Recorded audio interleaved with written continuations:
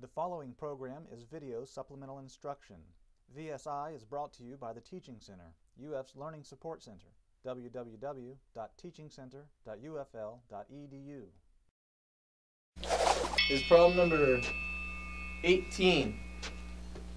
A firecracker is placed between two cans of mass M1 and M2 respectively, where M1 is equal to 2 M2. Find the ratio of their kinetic energies E1 and E2 immediately after the firecracker explodes. So, we're given the ratio M1 is equal to 2 M2. Just to write it another way, you could also say M1 over 2 is equal to M2. Whichever one you want to use, it doesn't matter. Okay? Now, what you want to do, you start out with this, and then you're looking for E1 over E2. Right? What is the ratio of their energies? Now, once a firecracker explodes, what's going to happen?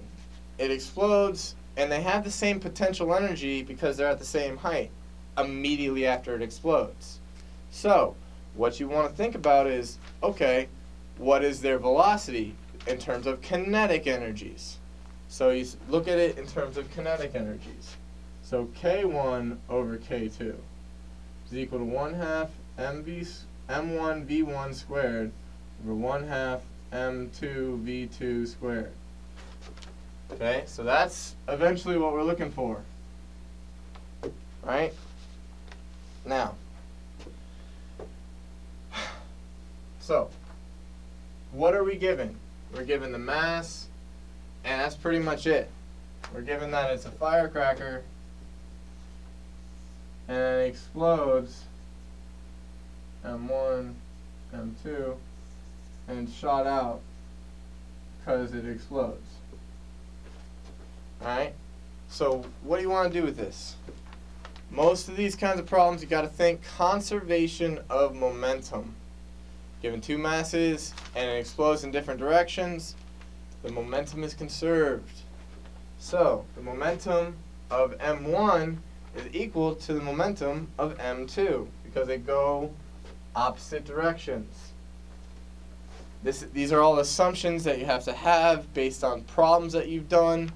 It's not explained as well in the test problem as it should have been, but they're assuming that you've done all the homework and previous problems so that you know what they're talking about.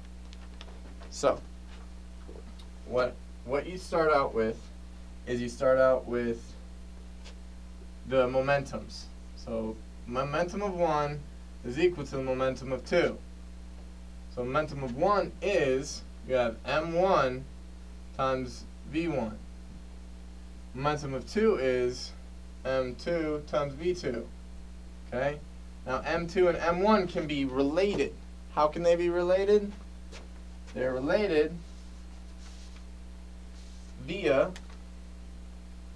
the fact that it's M1 over 2 or 2M2 is equal to M1.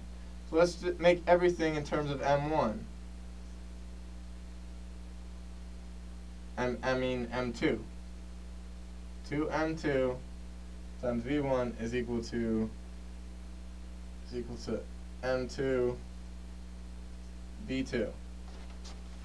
Alright? So, this has twice the momentum. Well, we don't know what the velocities are. So my guess is then we use this to find out what the velocities are. We find out that 2V1 is equal to V2. Okay? We need to know that. So now we know the relation between M1 and M2 and V1 and V2. So now we can do this. Alright?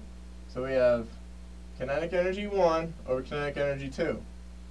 So K1 over K2 is equal to, K1 is 1/2 M1. We're going to stick with doing everything in terms of M2. Okay, so M1 is here, but we're going to substitute. So it's 2 m2, and then we have v1.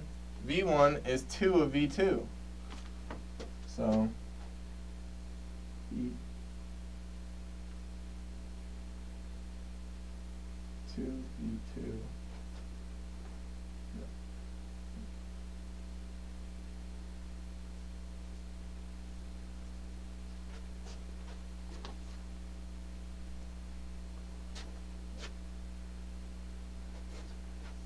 v1 squared.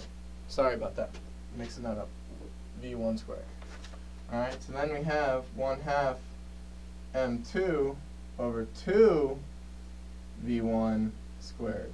Because v2 is plugged in here, and that's where you need to substitute. Substitute up here, substitute down there. Alright, so now we have k1 is equal to, this crosses out, so then we have m2 v1 squared. All over. This becomes 4. Okay, so this ends up being to 2 m2 v1 squared. This crosses out. This crosses out. So you end up with the answer 1 over 2. 1 over 2. That's the answer. Okay? Gotta do out the math and make some substitutions. Use conservation of momentum.